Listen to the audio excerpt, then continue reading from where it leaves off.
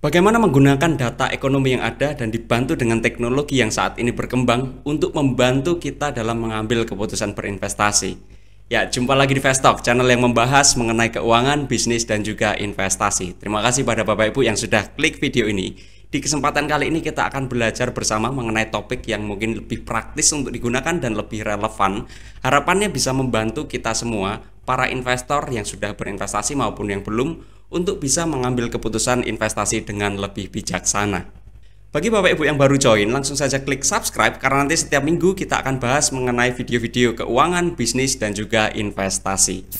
Seperti yang kita ketahui ya Bapak Ibu, investasi saat ini menjadi kegiatan yang sangat penting, bukan hanya bagi seorang individu saja, tapi bagi masyarakat yang lebih luas. Di sisi yang lain, kita juga ketahui bahwasannya perkembangan teknologi sangat cepat terjadi.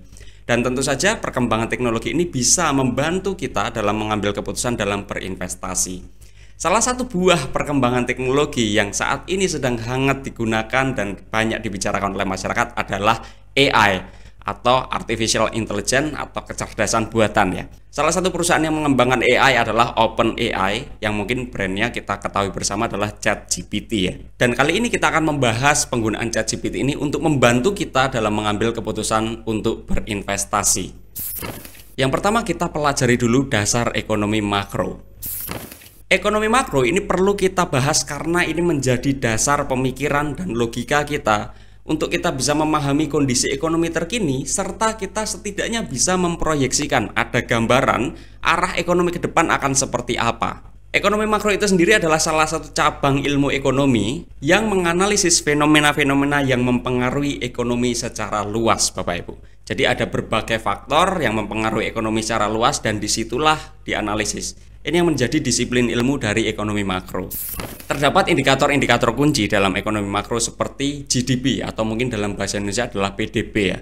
Yang kedua seperti tingkat inflasi, tingkat suku bunga, tingkat pengangguran, nilai tukar, neraca dagang, dan lain sebagainya yang sebetulnya sangat banyak sekali ya Bapak Ibu. Secara garis besar ekonomi itu bisa digambarkan dengan GDP dan pertumbuhannya seperti apa. Nah ini kita gambarkan GDP secara garis besarnya ya. GDP bisa terdiri dari konsumsi, ditambah dengan investasi, ditambah dengan government spending, ditambah dengan neraca dagangnya. Jadi C untuk konsumsi, I untuk investasi, G untuk pengeluaran pemerintah atau government spending, dan juga net neraca dagang itu selisih dari ekspor dikurangi dengan impor. Jadi dengan kata lain, kalau konsumsi masyarakat itu tumbuh, investasinya itu tumbuh, pengeluaran pemerintah juga tumbuh, serta surplus neraca dagang itu tumbuh, otomatis pertumbuhan ekonomi juga lebih baik lagi. Dan GDP ini menyimpan berbagai faktor yang saling berpengaruh satu dengan yang lainnya, sehingga akan sangat kompleks kalau kita gambarkan semua indikatornya ya. Ini sebagai gambaran bahwasannya ada beberapa indikator yang kita bisa gunakan sebagai contoh, bisa berpengaruh satu dengan yang lainnya. Salah satunya adalah tingkat inflasi ya.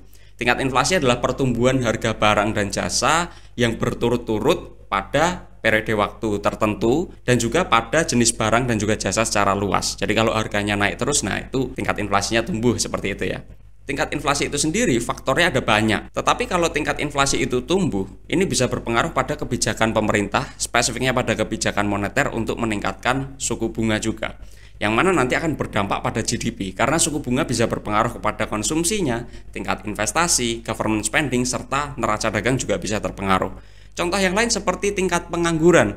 Apabila tingkat pengangguran rendah, artinya lebih banyak yang bekerja, lebih banyak orang yang punya uang. Ketika supply itu tidak bisa mencukupi, otomatis bisa terjadi inflasi. Inflasi bisa pengaruh juga nanti ke tingkat suku bunga dan juga ke GDP secara langsung. Bisa pengaruh juga ke neraca dagang, demikian juga neraca dagang bisa pengaruh ke nilai tukar, langsung ke GDP-nya juga. Dan nilai tukar juga bisa pengaruh ke GDP-nya, bisa pengaruh ke neraca dagang, bisa pengaruh ke segala macam faktor yang pada akhirnya GDP itu bisa dipengaruhi oleh banyak variabel Bapak Ibu. Tentu saja penjelasan kita tadi mengenai multiple faktor itu masih jauh dari realita ya. Karena realitanya memang banyak sekali faktor yang mungkin kita sebagai manusia juga sedang mencari tahu. Seperti apa sih pergerakan yang sesungguhnya yang bisa kita prediksikan? Karena pada akhirnya orang-orang seperti di pemerintah, di bank sentral maupun yang lain sebagainya itu kan berusaha untuk memprediksi pertumbuhan ekonomi. Prediksinya pun kadang-kadang juga meleset, tidak 100% benar. Artinya sebagai manusia pun kita juga sedang menelaah ya, tidak bisa memproyeksikan 100% benar lah.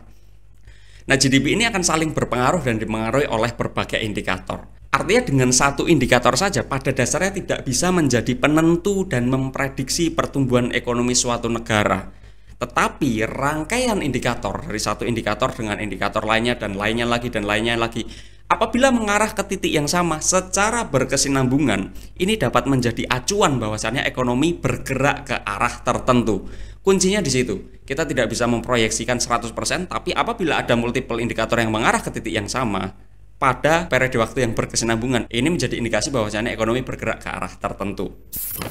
2. Mengumpulkan data ekonomi makro. Setelah kita ketahui gambaran besar dari ekonomi makro itu seperti apa, sebetulnya kita bisa mengambil indikator-indikator kunci yang menurut kita itu bisa berpengaruh secara signifikan. Pada dasarnya banyak biro jasa maupun pemerintah juga menyajikan data-data yang ada ya. Tugas kita sebagai investor adalah mengetahui indikator-indikator tersebut dan kita kolek datanya.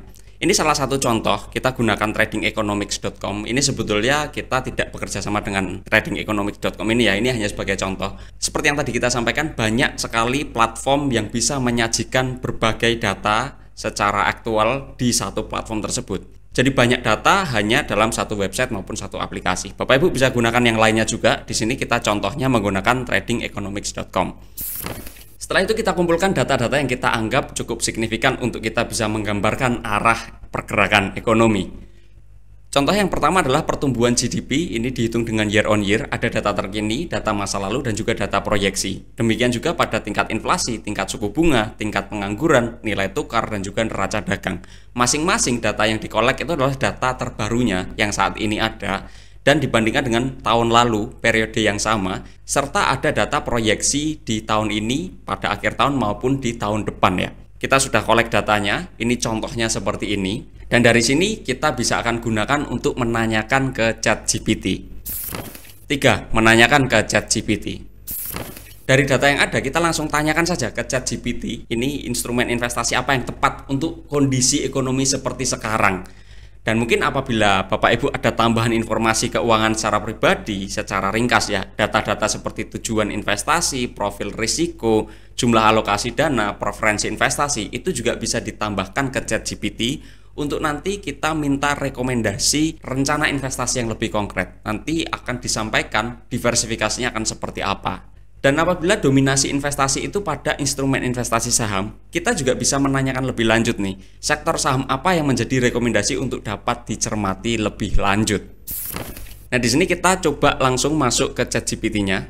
Kita sudah masuk ke ChatGPT-nya Bapak Ibu, dan kita langsung tanyakan informasi yang ada. Kita bisa perkenalan dulu dan kita tujuannya mau ngapain, datanya kita masukkan, serta output yang kita harapkan seperti apa. Di sini data-datanya sudah sesuai dengan tadi yang kita sampaikan seperti contoh ya. Dan pertanyaannya adalah kira-kira kondisi seperti sekarang instrumen investasi apa yang cocok untuk berinvestasi. Ternyata AI memberikan jawaban adalah investasi saham tetap menjadi pilihan utama, terutama jika saya memiliki profil risiko agresif. Lalu berikutnya, AI juga menyampaikan, mengingat suku bunga yang relatif tinggi ini juga bisa mempertimbangkan obligasi korporasi untuk pendapatan tetap, meskipun imbal hasilnya juga mungkin lebih rendah. Ada juga disampaikan diversifikasi ke peer-to-peer lending ya. Kita menanyakan juga mengenai data-data pribadi kita tadi yang mungkin secara ringkas saja, dan kita menanyakan rencana investasi yang tepat untuk kita seperti apa. Yang pertama disampaikan alokasi asetnya seperti apa. Ternyata disampaikan diversifikasinya adalah 70% di saham, 30% di fixed investment ya, yaitu 20% di obligasi korporasi dan peer-to-peer lending 10%. Serta ada tambahan per bulannya dan rencana monitoring serta rebalancing asetnya. Kita tanyakan juga kira-kira sektor apa yang menjadi unggulan ya yang bisa dicermati. Ternyata di sini disampaikan sektor teknologi, kesehatan, consumer, dan energi baru terbarukan. Itu menjadi 4 sektor yang bisa kita cermati bersama. Lalu setelah itu kita tanyakan kembali, apabila suku bunga ini turun lebih rendah lagi, kira-kira sektor apa yang akan diuntungkan? Ternyata AI juga menjawab ada sektor properti, sektor keuangan, consumer, dan juga infrastruktur. Ini yang menjadi sektor akan diuntungkan apabila tingkat suku bunga itu turun lagi nih. Sehingga di sini bisa mendapatkan gambaran yang lebih jelas ya Bapak Ibu. 4. Merangkum jawaban. Dari jawaban AI yang sudah disampaikan, kalau kita rangkum jawabannya kan seperti ini ya. 70% itu pada equity investment atau pada saham dan fixed investmentnya 30%. Dari situ kita pilih nih sektor consumer, sektor EBT, sektor properti dan juga sektor keuangan. Lalu di fixed investmentnya sendiri ada obligasi dan juga peer-to-peer lending. Masing-masing sudah kita jelaskan juga berapa persen proporsinya. Nah, kenapa tidak kita gunakan seperti sektor teknologi dan lain sebagainya ya? Itu sebetulnya tergantung preferensi kita. Poinnya di sini yang ingin saya sampaikan adalah jangan keluar dari area kompetensi. Even itu direkomendasikan ya. Walaupun direkomendasikan oleh AI masuk ke kesehatan, masuk ke teknologi, ya saya merasa area kompetensi saya di sektor teknologi belum terlalu bagus contohnya. Ya kita jangan nekat masuk ke sana karena kita tidak punya kompetensi di situ. Dan berikutnya lagi, dari masing-masing sektor ini kita bisa pilih masing-masing sahamnya ya. Satu saham pada satu sektor. Ini preferensi pribadi ya. Tapi kalau Bapak Ibu mau diversifikasi lebih luas ya silahkan. Yang penting Bapak Ibu bisa mengawasi masing-masing saham yang dimiliki. Jadi dengan contoh yang ada, kita bisa memiliki 4 saham, 2 obligasi korporasi, dan peer-to-peer pada 2 platform yang berbeda. 5. Analisis lebih lanjut. ChatGPT ini masih relatif terbatas kalau kita minta menganalisis secara menyeluruh untuk saham yang kita ingin analisis. Jadi kita sudah mencoba berbagai cara ya. Hasil yang ditampilkan oleh ChatGPT itu kadang tidak sesuai harapan kita. Dan kalaupun sesuai dengan harapan kita, ini masih belum menggunakan data terbaru. Kita coba masuk ke contohnya ya Bapak Ibu. Nah ini kita sudah masuk ke ChatGPT. Kita sampaikan, pilihkan salah satu saham yang menarik untuk bisa dipilih pada sektor properti contohnya. Nah di sini ChatGPT menyampaikan bahwasanya Ciputra itu bisa menjadi salah satu saham yang dicermati. Nah kita menanyakan lagi, buatkan analisis secara menyeluruh sampai ke harga wajar dari saham tersebut. Ternyata yang disampaikan oleh ChatGPT itu adalah justru bagaimana kita melakukan analisis secara menyeluruh. Dilakukan analisis fundamental, lalu ada proyeksi pertumbuhannya, dan poinnya di sini ChatGPT tidak menjawab secara konkret sesuai yang kita harapkan ya. Pernah sih suatu ketika saya menanyakan ke ChatGPT dan jawaban yang lain itu muncul tidak seperti ini, tidak caranya, step-stepnya, tapi dia menyampaikan hasil analisisnya. Sayangnya datanya itu belum data terbaru. Jadi masih data kuartal 1, sedangkan sekarang sudah data kuartal 2, bahkan hampir masuk ke kuartal 3 ya Bapak Ibu. Dan yang ingin kita sampaikan adalah memang ChatGPT di 4.0 ini jauh lebih baik dibandingkan ChatGPT di seri sebelumnya ya. Tapi katakanlah ke depan ChatGPT ini sudah sangat proper untuk membantu kita dalam melakukan analisis secara menyeluruh. Dalam sudut pandang saya ya, analisis lebih lanjut itu juga tetap perlu dilakukan ya. Artinya memvalidasi dari analisis yang dilakukan. Karena kita benar-benar harus tahu apa yang kita beli ya. Di sisi yang lain, ketika kita tahu memvalidasi data yang ada, memvalidasi analisis yang ada, itu menumbuhkan keyakinan kita. Kenapa keyakinan itu penting? Ya karena untuk kita bisa menghadapi gejolak pasar, fluktuasi pergerakan harga pasar yang secara relatif dalam jangka pendek unpredictable ya, itu bisa kita hadapi karena kita yakin dengan yang kita beli. Lalu dalam melakukan analisis secara menyeluruh, ini ada pola yang sama seperti bedah emiten yang sudah kita sajikan ya. Kita punya playlist bedah emiten, sebetulnya polanya seperti itu garis besar ya. Bapak Ibu tentu saja bisa kembangkan dengan style masing-masing, dengan preferensi dan keinginan masing-masing. Tapi setidaknya polanya sama. Ilustrasinya seperti ini Bapak Ibu. Analisis saham dilakukan melalui analisis kualitatif dan juga analisis kuantitatif.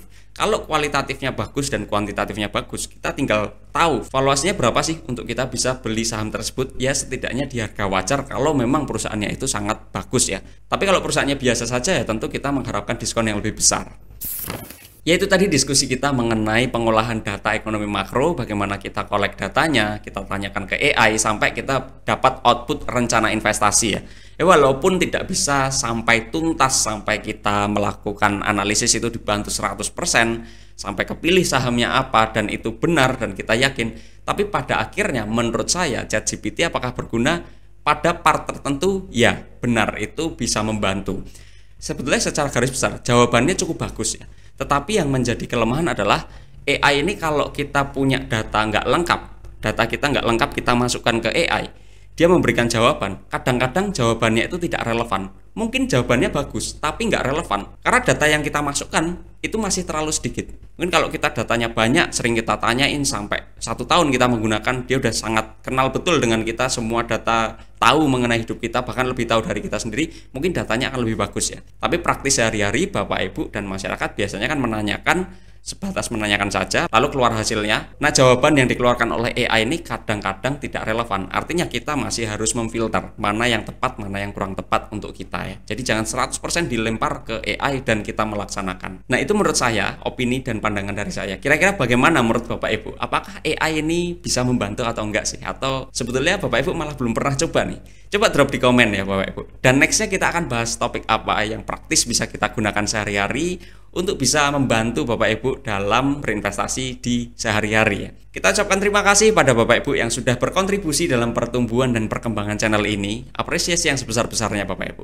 Terima kasih juga pada Bapak Ibu yang sudah menonton video ini sampai akhir. Tonton juga video-video yang sudah kita bahas sebelum-sebelumnya yang sudah kita satukan menjadi playlist ya. Sampai bertemu di video selanjutnya Bapak Ibu dan selamat siang.